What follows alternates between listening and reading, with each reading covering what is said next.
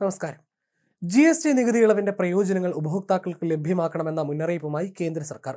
ഇളവിലൂടെ ലഭിക്കുന്ന നേട്ടങ്ങൾ കമ്പനികൾ പിടിച്ചുവെക്കരുത്. നികുതി ഇളവിന് മുൻപും ശേഷവുമുള്ള വില നിലവാരം വകുപ്പ് സൂക്ഷ്മമായി നിരീക്ഷിച്ചു വരികയാണെന്നും ആവശ്യമെങ്കിൽ ഇടപെടലുണ്ടാകുമെന്നും കേന്ദ്ര ധനകാര്യമന്ത്രി നിർമ്മല സീതാരാമന്റെ ഓഫീസ് എക്സ് പോസ്റ്റിൽ അറിയിച്ചു.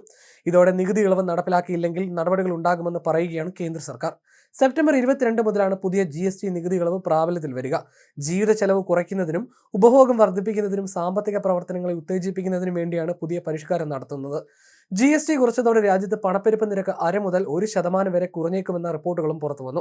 ഇതിനായി സർക്കാർ കർശന നടപടിയെടുക്കണമെന്നും കേരള ധനമന്ത്രി അടക്കം വിമർശനം ഉന്നയിച്ചിരുന്നു. GST പരിഷ്കരണം കോടിക്കണക്കിന് ആളുകളെ സഹായിക്കാൻ വേണ്ടിയാണെന്നാണ് പ്രധാനമന്ത്രി നരേന്ദ്രമോദി പറഞ്ഞത്. ഇതിന് പിന്നാലെയാണ് നിരീക്ഷണ സംവിധാനം കൊണ്ടുവരുന്നത്.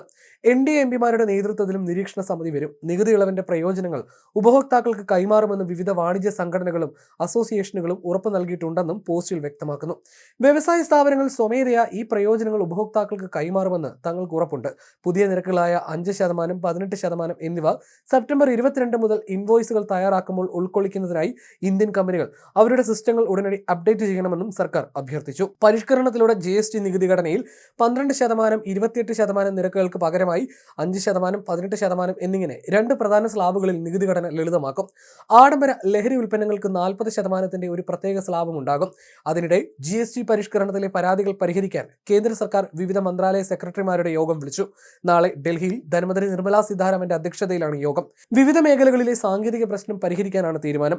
വസ്ത്രമേഖലയിലുള്ളവരും സൈക്കിൾ നിർമ്മാതാക്കളും ഇൻഷുറൻസ് രംഗത്തുള്ളവരും പരാതി ഉന്നയിച്ചിട്ടുണ്ട്. ഈ സാഹചര്യത്തിൽ സാങ്കേതിക വിഷയങ്ങൾ പരിഹരിക്കുന്നത് യോഗം ചർച്ച ചെയ്യുമെന്നാണ് റിപ്പോർട്ട്. പുതിയ GST പരിഷ്കരണ പ്രകാരം ഉൽപ്പന്നങ്ങളുടെ വില കുറയ്ക്കുമെന്ന് കേന്ദ്ര സർക്കാരിന് ഉറപ്പ് നൽകി വമ്പൻ കമ്പനികൾ രംഗത്ത് വന്നിട്ടുണ്ട്. GST ഇളവിന്റെ ഗുണം ജനങ്ങൾക്ക് നൽകും. ഉത്സവ സീസണിൽ വില കുറയുമെന്ന് AC, TV നിർമ്മാതാക്കൾ വ്യക്തമാക്കി. Colgate, HUL, Amul, Britannia, Sony എന്നിവ വിലക്കുറവ് ഉറപ്പ് നൽകി. GST പരിഷ്കരണത്തിന്റെ ഗുണം ഉപഭോക്താക്കളിലേക്ക് എത്തിക്കുമെന്ന് ഉറപ്പ് നൽകുന്നതിന് വ്യവസായികളുടെ സംഘടനയായ CII വ്യക്തമാക്കിയിരുന്നു. ഉൽപ്പന്നങ്ങൾക്കും സേവനങ്ങൾക്കും നികുതി കുറച്ചതിന് പ്രധാനമന്ത്രി നരേന്ദ്രമോദിക്ക് നന്ദി അറിയിച്ച് പത്രങ്ങളിൽ കോൺഫെഡറേഷൻ ഓഫ് ഇന്ത്യൻ ഇൻഡസ്ട്രി നൽകിയ പരസ്യത്തിലാണ് ഈ തീരുമാനം അറിയിച്ചത്. നടപടി രാജ്യത്തെ വ്യവസായങ്ങളെ ശക്തിപ്പെടുത്തുമെന്നും CII പറയുന്നു. അതേസമയം പുതിയ GST നിരക്കുകൾ പ്രകാരം ചെറു കാറുകളുടെ നികുതി 28% നിന്ന് 18% കുറയും. ഇത് ഏകദേശം 10 ലക്ഷം രൂപ വിലയുള്ള കാറുകളിൽ 1 ലക്ഷം രൂപയുടെ ഇളവിന് വഴിയൊരുക്കും. SUVകൾ ഉൾപ്പെടെയുള്ള വാഹനങ്ങൾക്കും ഈ നികുതി പരിഷ്കരണത്തിന് പ്രയോജനം ലഭിക്കും.